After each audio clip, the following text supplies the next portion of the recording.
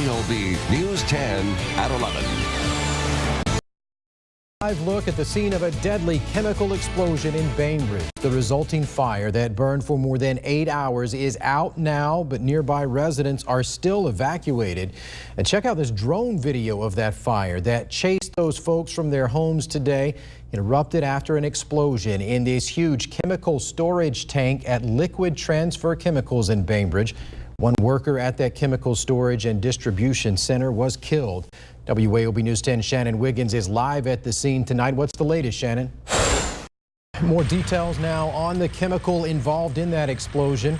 Sodium hydrosulfide is primarily used to make cloth and paper. It's not an agricultural chemical, but that Bainbridge facility does store chemicals used on farms and in farm products. Farmers must have a license to buy restricted use chemicals and must go through training and take a test to purchase them. Experts say farming can be a dangerous job. Collins says farmers should wear protective clothing and follow safety precautions specified on labels when handling chemicals and when dealing with a spill. Tomorrow morning, we'll learn a lot more about President Carter's health and his prognosis. He will publicly discuss his cancer diagnosis for the first time. WAOB News 10's Wright Gazaway is live at the Carter Center in Atlanta now with a preview. Wright, what are we expecting? Yeah, right, thanks. And we will also stream the president's news conference live tomorrow morning on WAOB.com and our mobile app. Again, that news conference starts at 10 a.m. New video tonight of some storm damage in East Albany. A thunderstorm blew through during the 6 o'clock hour. Strong winds knocked down this tree in the 600 block of Mitchell Avenue. It brought down power lines, knocking out power to nearby homes for a while. The area earlier this evening. Some cool clouds out there this evening. Thanks, Matt. South Georgia pecan growers blame frequent making this year's crop the most expensive to produce in history. Wet weather is forcing them to spray their trees often to fight disease called scab. Roy Goodson says he sprayed his 198 trees about 15 times already. He may have to do it twice more, and it's not cheap. Scab can affect the size and quality of pecans. Goodson is still optimistic for a good yield this year. A developing story from Washington State where we learned tonight 3 firefighters were killed and 4 injured fighting a wildfire. Military personnel have been called in to help first responders. 10 teams of 20 soldiers from the 17th Field Artillery Brigade will help clean up and as firefighters try to contain this wildfire. An arrest tonight, 2 months after murder so far this year in Meriwether County. Kenneth Spice's body was found in a area. Investigators say they linked evidence to one of his co-workers, Mique Slayton. They say he torched his own truck to try to hide evidence. Slayton is charged with murder and arson. Believes robbery may be the motive. A virtual public charter school is growing. Students in the Georgia Cyber Academy toured the Albany Museum of Art this afternoon and got to make some artwork of their own. 7 of the 12 families on the tour are from South Georgia. They say they took advantage of the museum to enrich their humanities studies. More than 14,000 students are enrolled in the Cyber Academy this year, about 300 from our area. Well, Congressman Sanford Bishop support President Obama's Iran nuclear deal. We try to pin him down. Plus, what Second Harvest leaders say Congress needs to do to keep South Georgia children from growing hungry.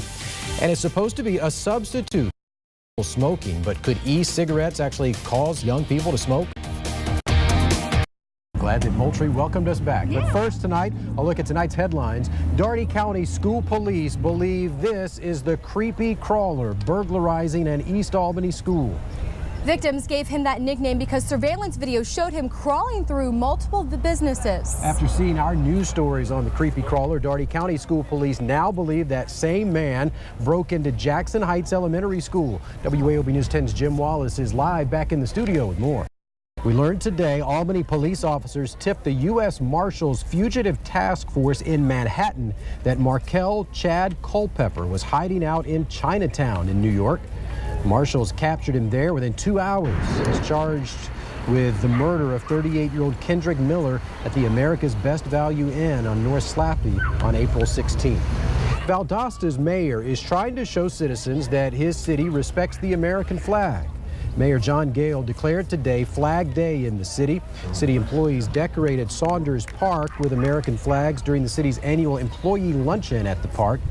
Mayor Gale says with all the unrest in the city since a group of student protesters walked on an American flag at VSU last Friday, he felt it was important to let people know where the city stands.